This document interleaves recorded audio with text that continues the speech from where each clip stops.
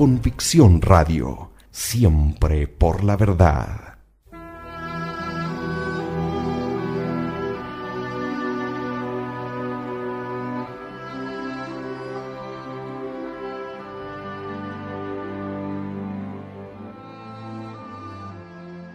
Demostración de la divinidad de Jesucristo y de la religión cristiana. Separada de la obra La religión demostrada, del padre Hilaire.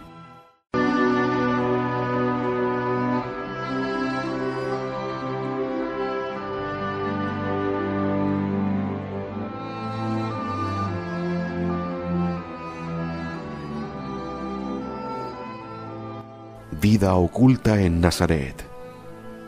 Jesús permaneció en Nazaret, pequeña localidad de Galilea, hasta la edad de 30 años. Acerca de tan largo espacio de tiempo, el Evangelio no dice más que estas dos frases. Estaba sujeto a María y a José. Mostraba cada vez más la gracia y la sabiduría que moraban en él. La tradición nos enseña que ayudaba a su padre adoptivo, José, en su humilde trabajo de carpintero. Los primeros cristianos mostraban los yugos y los arados hechos por el divino obrero. ¿Por qué estos 30 años de vida oculta?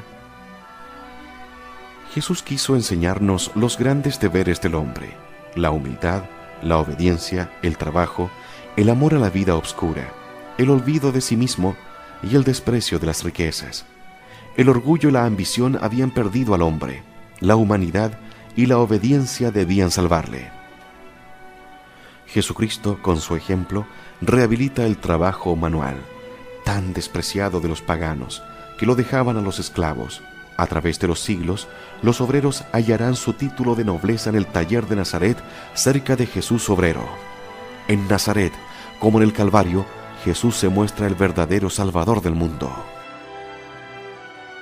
Preludio de la vida pública de Jesucristo.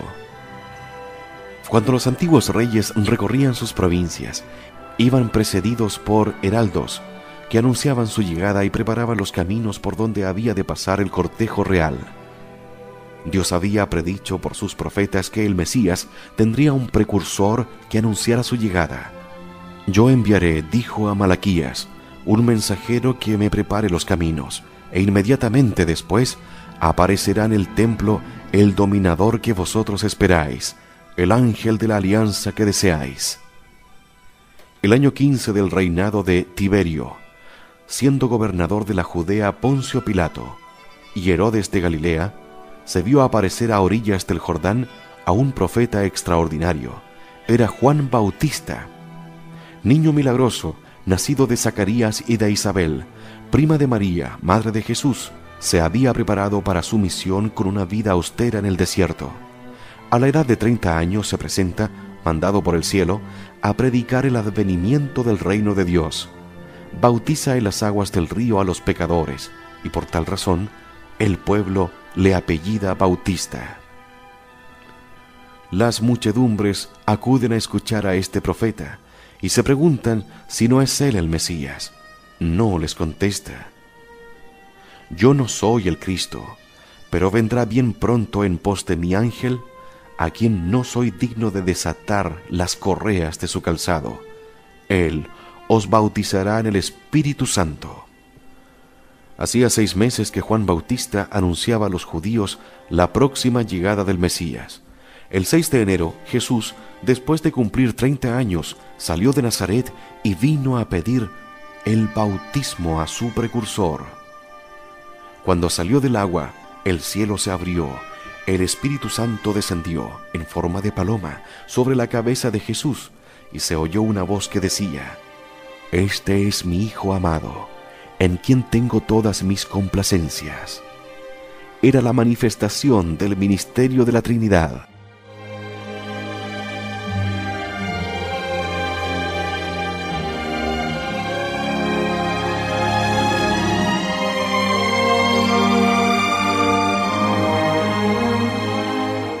Jesús se retira al desierto para prepararse a cumplir su misión con 40 días de ayuno y de oración. Durante este tiempo, Juan Bautista lo anuncia a Israel. Declara a los enviados de la sinagoga: Yo no soy sino la voz anunciada por el profeta Isaías, pero entre vosotros está una a quien no conocéis. Es el Cristo, el Hijo de Dios. Algunos días más tarde, Juan le vio venir del desierto y le rindió homenaje, diciendo al pueblo: He ahí el Cordero de Dios, he ahí el que quita los pecados del mundo. Yo no lo conocía, pero he visto descender al Espíritu Santo sobre él, y os aseguro que es el Hijo de Dios. De esta manera, pues, Jesús de Nazaret era mostrado a los judíos como el Mesías esperado y como el Hijo de Dios. Predicación del Evangelio. Saliendo del desierto, Jesús penetra en la Galilea y empieza a predicar el Evangelio o la buena nueva del reino de Dios y de la redención, esperada después de la caída del hombre. Sin fijar su residencia en ningún lugar, hospedándose indiferente en casa de los pobres y de los ricos que le ofrecían hospitalidad, al principio anda solo, como los profetas, por las ciudades y los pueblos, predicando ora al aire libre, ora en las sinagogas.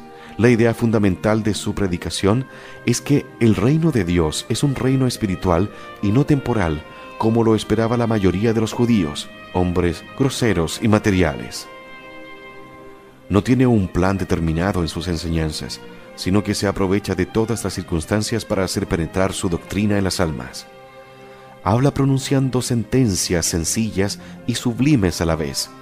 Se vale de parábolas conmovedoras. Su palabra sencilla está llena de unión. No intenta, como un sabio, probar lo que enseña. No discute, afirma con autoridad, en virtud de su misión divina. Declara que es el Mesías prometido y el Hijo de Dios enviado por su Padre para la salvación de los hombres. Tiene en su lenguaje un encanto divino que hace decir a los que le escuchan: no, jamás hombre alguno ha hablado como éste. Confirma sus enseñanzas con la santidad de su vida, la sublimidad de su doctrina y particularmente con numerosos milagros que atestiguan su misión y su divinidad. Ejerce sobre la creación entera su acción dominadora, como Señor de todas las cosas. Todo le obedece: el cielo, la tierra, los infiernos. Los ángeles acuden al desierto a servirle. Moisés y Elías le acompañan en el Tabor. Multiplica los panes, calma las tempestades, camina sobre las olas, realiza un sinnúmero de curaciones y resucita a los muertos. Arroja a los demonios del cuerpo de los poseídos. Para llevar a cabo estos milagros, le basta una palabra, un gesto, un simple contacto.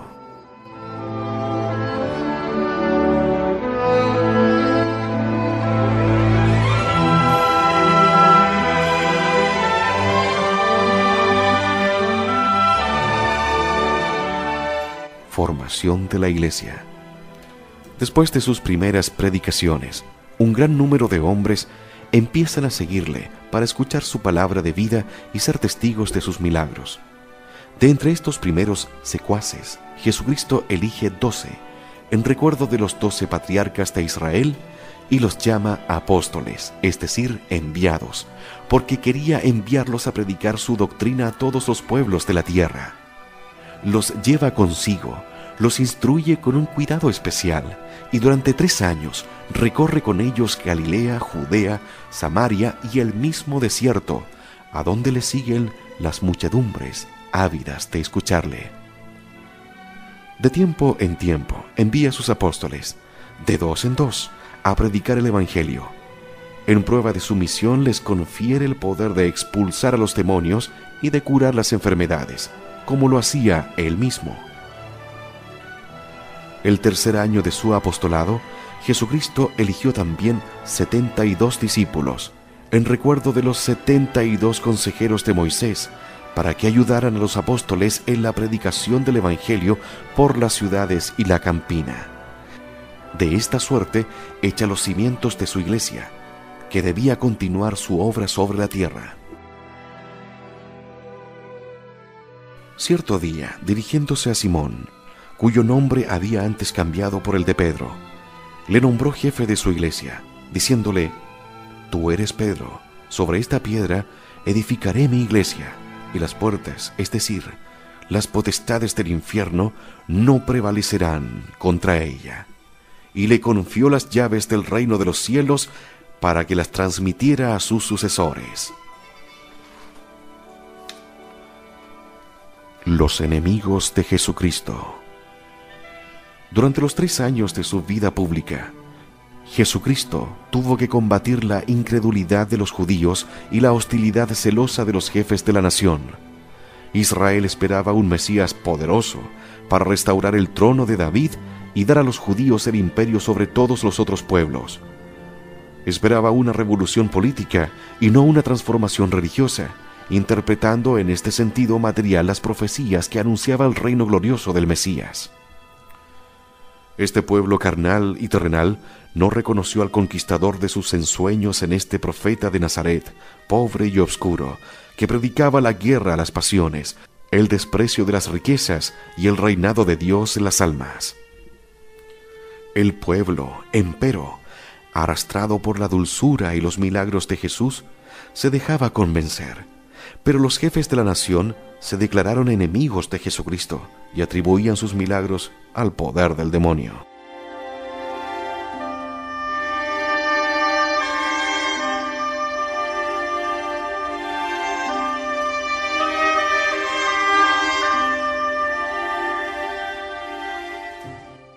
Dominaban en aquella época en Judea 2 sectas funestas, los saduceos y los fariseos.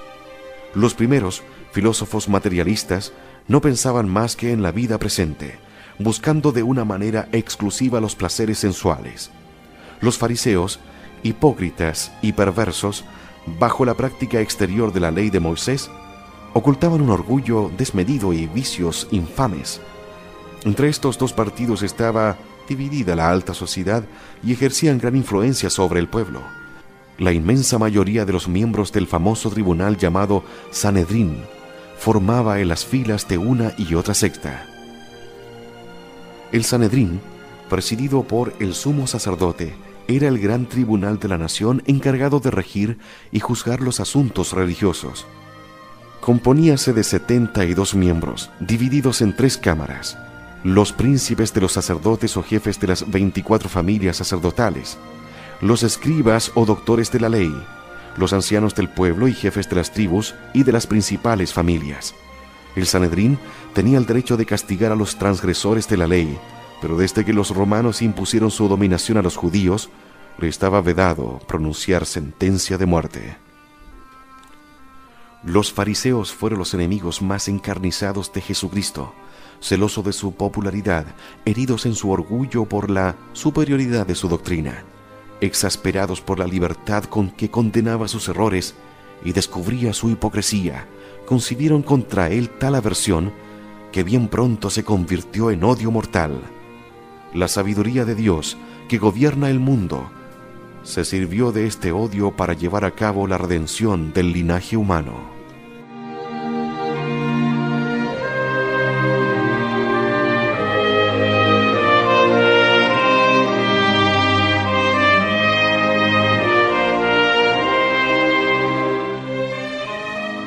La pasión de Cristo Redentor. Jesucristo había venido a este mundo no solo para instruirlo y traerle una religión más perfecta, sino también para rescatar la humanidad culpable. Ahora bien, esta redención debía cumplirse mediante el sacrificio de su vida y la efusión de su sangre. A mediados del 4º año de su predicación, Jesucristo subió a Jerusalén para celebrar allí la Pascua con sus apóstoles. El Cristo, verdadero Rey de Israel, quiso entrar triunfalmente en la ciudad santa. El pueblo, al saber que llegaba Jesús, corrió a su encuentro, llevando palmas y ramos de olivo, alfombrado con hojas el camino que debía recorrer, mientras gritaba lleno de júbilo: «Hosana al Hijo de David». Estas aclaraciones exasperaron a los fariseos, que buscaron la manera de apoderarse de él, sin soliviantar a las muchedumbres. Aceptaron complacidos el ofrecimiento de Judas Iscariote, que se brindaba a entregarle mediante el pago de 30 monedas de plata. Esta venta se repite en el transcurso de los siglos contra Cristo y su iglesia. Los judíos compran la prensa, compran los votos, y la traición de Judas se repite en el mundo.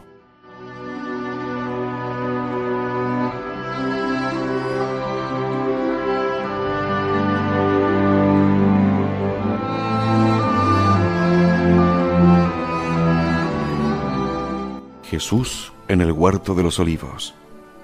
Jueves Santo por la noche el Salvador reunió en Jerusalén a sus 12 apóstoles para comer el Cordero Pascual, según el ceremonial prescrito por Moisés. Después de la institución de la Divina Eucaristía, la gran Pascua de la Nueva Ley, Jesús se encaminó al huerto de los Olivos. Allí, al considerar los sufrimientos que les esperaban y su inutilidad para muchos, el Salvador se sintió oprimido por una amarga tristeza, cayó en agonía y, desde las 8 de la noche a las 11, lloró los pecados del mundo. A medianoche llega Judas capitaneando a los soldados del Sanedrín. Jesús pronuncia esta única frase: «Soy Jesús de Nazaret», y la tropa cae de espaldas. Quiere mostrar con este prodigio que va a entregarse libremente a los sufrimientos. Se deja, pues, atar y conducir a Jerusalén, mientras sus discípulos le desamparan.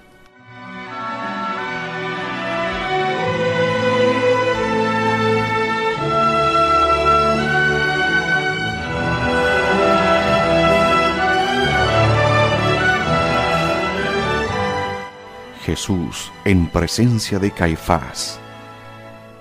Contra todas las reglas de procedimiento, el gran sacerdote reúne el Sanedrín a medianoche para condenar al Salvador. Estos jueces buscan testigos falsos, pero sus declaraciones carecen de eficacia para justificar la sentencia de muerte.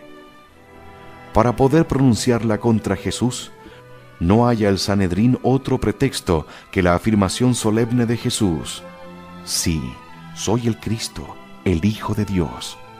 Caifás dice que semejante afirmación es una horrenda blasfemia. Y como de acuerdo con la ley mosaica, la blasfemia era castigada con la muerte, Jesús es condenado y entregado, entre tanto, a la brutalidad de los lacayos y soldados. Jesús ante Pilato. El Viernes Santo, a eso de las 7 de la mañana, Jesús es conducido al tribunal de Pilato, gobernador romano, para que ratifique y ejecute la sentencia. El gobernador invita a los enemigos de Jesús a que expongan sus acusaciones contra él, y entonces los del Sanedrín, dejando a un lado la acusación de blasfemia, le presenta como reo de crímenes políticos. Este hombre, dicen, subleva al pueblo, prohíbe que se pague tributo al César, y se dice el Cristo Rey.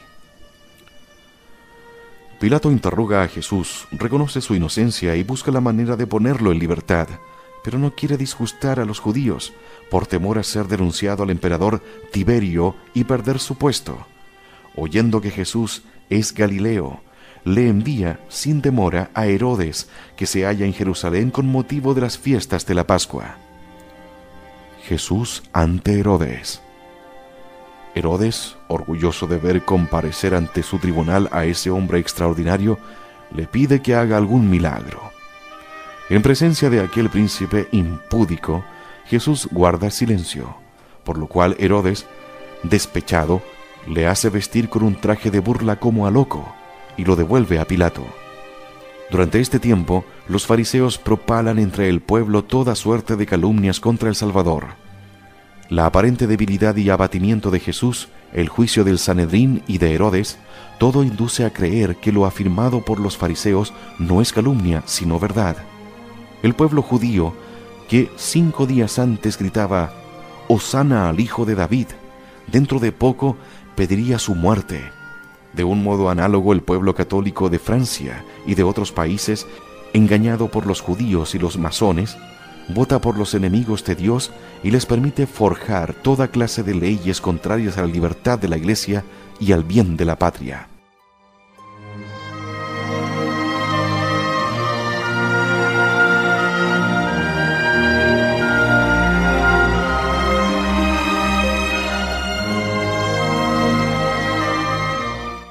Vuelve Jesús a presencia de Pilato.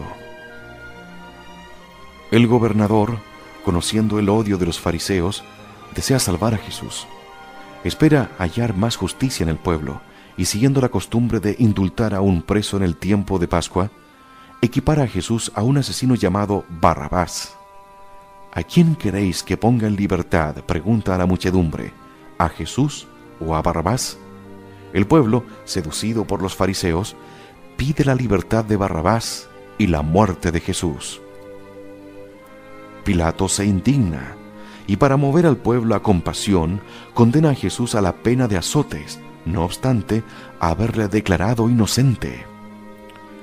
Este suplicio, reservado para los esclavos, era, según la ley romana, horriblemente cruel. El condenado, completamente desnudo, era atado a una columna baja, de modo que presentara la espalda encorvada a los golpes terribles de los verdugos ejercitados en el arte de la tortura. Los ramales de cuero terminaban en corchete para desgarrar las carnes o en bolas de plomo para magullar las llagas. Cada golpe arrancaba jirones de carne y la sangre corría de todas las partes del cuerpo. Bien pronto la víctima, encorvándose hacia un lado, dejaba todo su cuerpo expuesto a los golpes desgarradores. No era raro ver al condenado expirar en este suplicio. La paciencia divina de Jesús asombra a los verdugos y excita su rabia, y de la planta de los pies hasta la coronilla no hay en él un punto sano, pudiéndole contar todos los huesos con los que se realizaba la profecía de Isaías. Dinum mera verunt omnia ossa mea. De esta suerte, la pureza por esencia pagaba las impurezas de los hombres. Después de tan espantoso tormento material, los soldados romanos quisieron burlarse de este rey de los judíos. Hiciéronle sentar sobre un fragmento de columna como sobre un trono. Le echaron sobre las espaldas, a manera de manto real, un harapo de púrpura, pusieron en sus manos una caña por cetro y ciñeron en sus sienes corona de punzantes espinas, adaptándola a fuerza de golpes. Luego, como tributo, le escupieron en el rostro y le dieron de bofetadas. Para expiar el orgullo del hombre, el Salvador sufre estas crueles ignominias con paciencia divina. Pilato presenta al pueblo a Jesús en un estado capaz de conmover las mismas piedras. La víctima tiene el cuerpo desgarrado, la cabeza coronada de espinas, el rostro manando sangre. Y cuando así lo ha puesto a vista del pueblo, el juez dice: «He ahí al hombre». Los judíos prorrumpen en gritos de furor: «¡Crucifícalo!». Nosotros tenemos una ley y según ella debe morir, porque se ha hecho hijo de Dios. Los romanos acostumbraban a respetar las leyes religiosas de los pueblos conquistados, y por eso los fariseos sustituyen el crimen de Estado que Pilato rehúsa admitir con el crimen de religión. Sin embargo, el gobernador todavía vacila. Entonces ellos le descargan el último golpe: «Si lo pones en libertad, no eres amigo del César, puesto que todo aquel que se hace rey se declara contrario al César». Al oír estas palabras, Pilato se estremece ante el temor de perder su puesto y se lava las manos diciendo: «Soy inocente de la sangre de este justo. Vosotros responderéis de ella». Los judíos gritan: «Que su sangre caiga sobre nosotros y sobre nuestros hijos». El gobernador pronuncia la sentencia y condena a Jesús a muerte de cruz. 2 años más tarde, este juez inicuo, acusado por los judíos, fue desterrado a Poitiers, en las Galias, donde desesperado se suicidó. La imprecación del pueblo judío, por otra parte, se cumplió. La maldición de Dios cayó sobre él y sobre su raza, que se halla dispersa por todo el mundo, llevando siempre en su frente el estigma de Caín. Jesús en el Calvario. El suplicio de la cruz estaba reservado a los esclavos y a los malhechores. El Salvador del mundo, cargado con nuestras inequidades, quiere sufrir este suplicio humillante y cruel. Los verdugos colocan sobre sus hombros una pesada cruz, que él abraza con amor y arrastra penosamente hasta el Calvario, lugar destinado a las ejecuciones. El camino que conducía a él tenía una longitud de 750 metros. Al recorrer esta vía dolorosa, Jesús, extenuado por tantos sufrimientos, cae 3 veces. Al salir de Jerusalén, se halla incapaz de dar un paso, llevando la cruz a cuestas. Los soldados obligan a un hombre de Cirene a que ayude a la víctima. Jesús se encuentra con su Santísima Madre y su corazón se desgarra de pena. Más adelante, una piadosa mujer, llamada después la Verónica, enjuga su divino rostro, y el Señor, agradecido, deja impresa en el sudario su santa faz. En la subida al Calvario, el Salvador no habló más que una vez, pero habló como doctor y como profeta. Anunció a las mujeres de Jerusalén que le seguían llorando el castigo futuro de su patria y la suerte del pecador que no quiere aprovecharse de los frutos de la redención.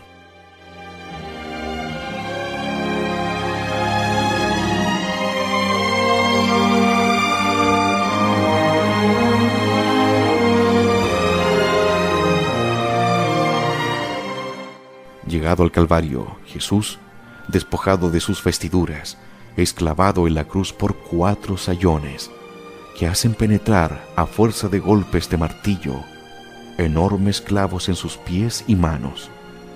Cuando la víctima queda clavada, en medio de atroces sufrimientos, los verdugos levantan la cruz y la dejan caer de golpe en el hoyo preparado de antemano. Cada sacudida produce en todos los miembros de Jesús un estremecimiento de espantosos dolores. Era mediodía. 2 ladrones fueron también crucificados con él, uno a la derecha y otro a la izquierda. Así se cumplía la profecía: ha sido computado entre los malhechores. Sobre la cruz, el Salvador, levantado entre la tierra y el cielo, pronuncia 7 palabras. Ora por sus verdugos, promete el paraíso al ladrón arrepentido, entrega a María por madre a Juan, y luego calla por espacio de 3 horas. En aquel momento, el sol se obscurece y densas neblinas cubren la tierra. Jesús aboga ante la justicia divina por los pecadores. Viendo el número de los réprobos que no querrán aprovecharse de sus méritos, deja escapar un grito de angustia hacia su Padre. Dios mío, ¿por qué me has abandonado? Después se vuelve a los hombres para decirles: tengo sed de salvación de vuestras almas. Por último, anuncia que todo se ha consumado. Las profecías se han cumplido. El precio de nuestro rescate está pagado. El Redentor profiere un gran grito, pone su alma en las manos de su Padre, e inclinando la cabeza, expira. Eran las 3 de la tarde.